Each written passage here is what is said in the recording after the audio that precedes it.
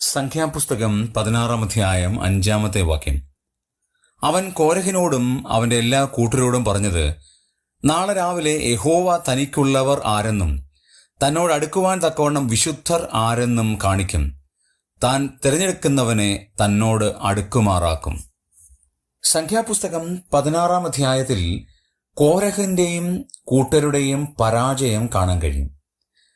അവിടെ ദൈവത്തിന്റെ ആത്മാവ് പറയുന്ന ഒരു കാര്യം, ദൈവം തനിക്കുള്ളവർ ആരാണ് എന്ന് നാളെ കാണിക്കും. എന്തിനാണ് നാളെ രാവിലെ വരെ അതിന് വെയിറ്റ് ചെയ്യുന്നത്?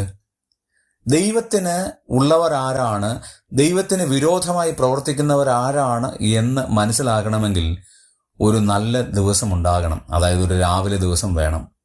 അവർക്ക് ആ കാര്യം ബോധ്യമാകണം. ഒരു രാത്രി പിറക്കുമ്പോഴാണ്, രാത്രി കഴിയുമ്പോഴാണ് പകൽ ഉളവാകുന്നത്. അത്രയും സമയം ഒന്ന് വെയിറ്റ് ചെയ്യണം. യഹോവ തനിക്കുള്ളവർ ആരാണ് എന്ന് യഹോവ തന്നെ തെളിയിക്കും. ഒരുപക്ഷെ ഈ ലോകത്തിൽ ആടിപ്പാടി സന്തോഷിച്ച പാട്ടൊക്കെ പാടി നമ്മൾ പോകുമായിരിക്കാം. പക്ഷേ യഹോവയ്ക്ക് കൂടെയുള്ളവർ ആരാണ്, യഹോവയുടെ വിശുദ്ധർ ആരാണ് എന്ന് വെളിപ്പെടുത്തുന്ന ഒരു ദിവസമുണ്ട് എന്നുള്ളത് ഞാൻ നിങ്ങൾ മറന്നു പോകരുത്. ആ ദിവസത്തിന് വേണ്ടി നമുക്ക് നോക്കി പാർക്കാം. ദൈവം നമ്മെ സഹായിക്കട്ടെ.